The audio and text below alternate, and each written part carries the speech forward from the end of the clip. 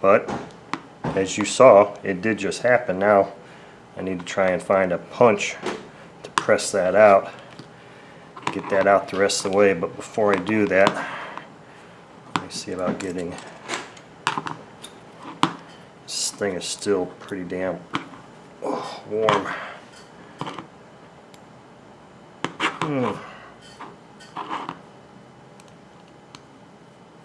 You have to be pretty impervious to pain.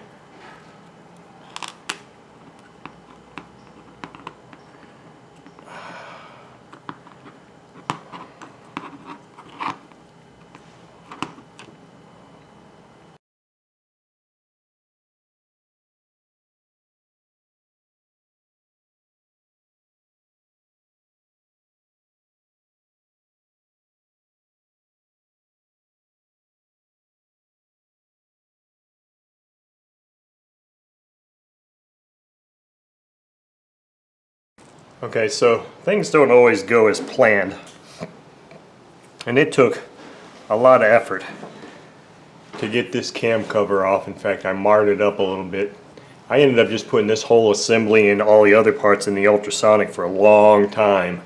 But as you can see, this cam bearing is so bad, and it's not shielded, which sucks. It is going to have to come out and be replaced. Luckily, I've got a set of these, but this is bad.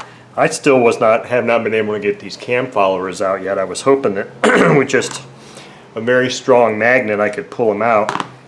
But what also happens a lot of times with these cam covers is that over time the gear will just either kind of become really attached to the inner part of that bearing, and that's what makes this cover really difficult to come off. I won't say that they rust together, but it's possible, I guess, since they're both steel parts.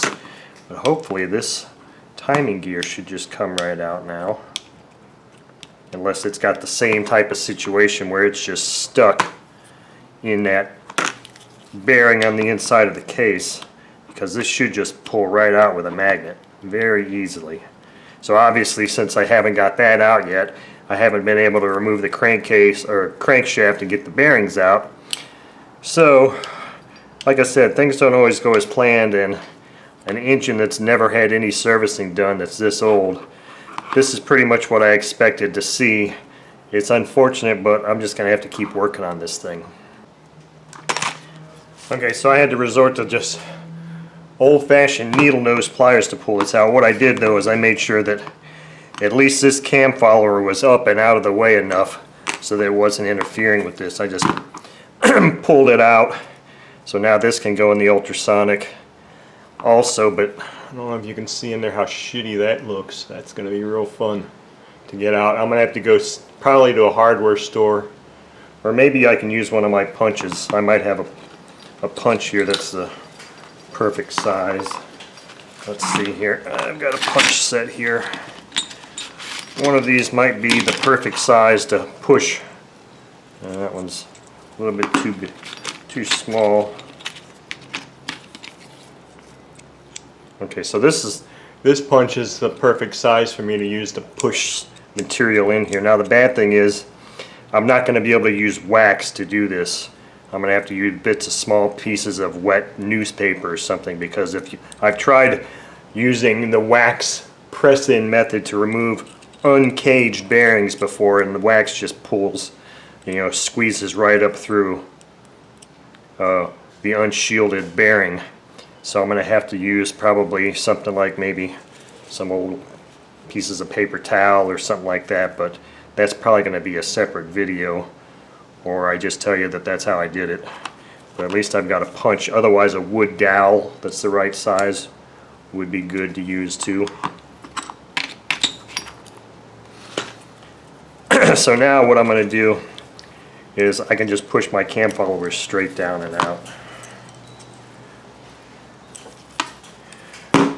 Theoretically they should be able to come out this way, but for whatever reason they just weren't. So now I can press my bearing out, or crankshaft out. I don't know if it's going to just come out like this or not.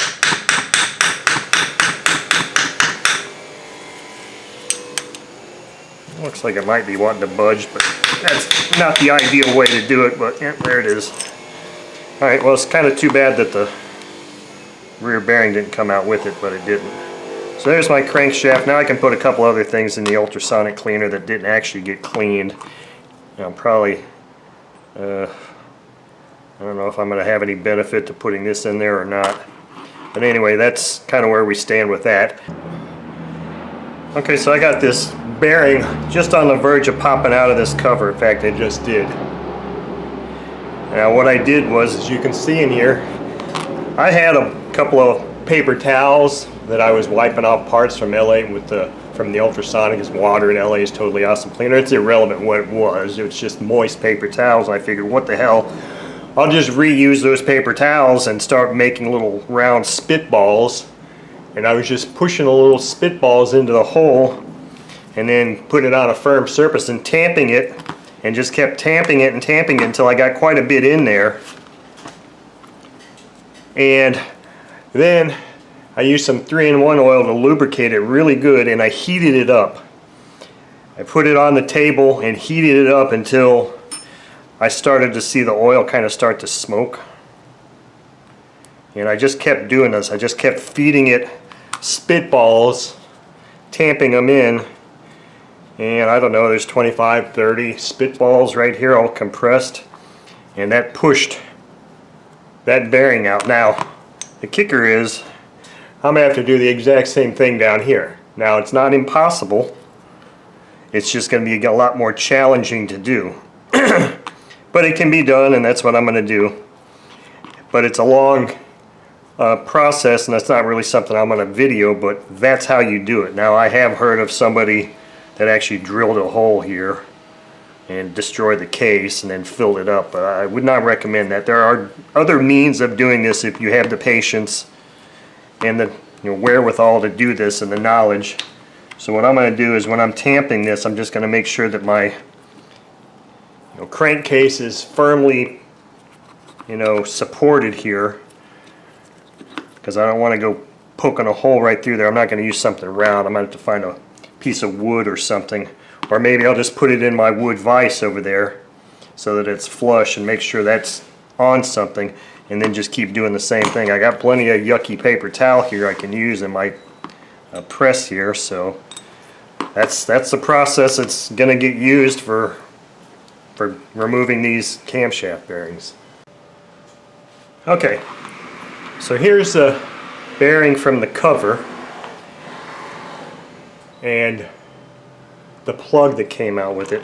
I just spent the last 15 or 20 minutes rolling up small spitballs of wet paper towel and tamping them in there, and look what I got. Just for those that may not actually believe that I actually got this bearing out like that. Here's part of the paper towel. Here's more of the paper towel, and here's more of the paper towel. Well, look what, here's the bearing. So yes, you can use that method to get out. Is it fun? Hell no, it's not fun. Is it easy? No, it isn't easy either. But as you can see, I didn't destroy the side of the case. Now I just put this whole thing in the ultrasonic again and let it get cleaned up real good. I've already removed the front and rear bearings from this case. So yeah, there's a bunch of paper towel embedded in this now. Now the bearings I got are shielded, so if, which I doubt, they will ever need to be replaced in the future, they'll be a lot easier to do with just wax instead of this. But this method is a method that works. It doesn't require any special tools. All it requires is a proper size punch or dowel rod, piece of wood that fits in the hole of the bearing very nicely without a lot of slop. And it takes some heat and some patience. I used 3-in-1 oil, and I would heat it up a couple of times and tamp it in there some more. A lot of times I was just doing this. But then when it got down to where it was really getting stuffed, I would just set this portion on my table, not this table, a solid table, make sure I was in that hole and then just kind of tap it. And you can feel it go down, and you can kind of start to see the bearing rising up. But as you can see, that is probably the best means of getting the bearing out without having to utilize a tool or anything like that. So there you have it.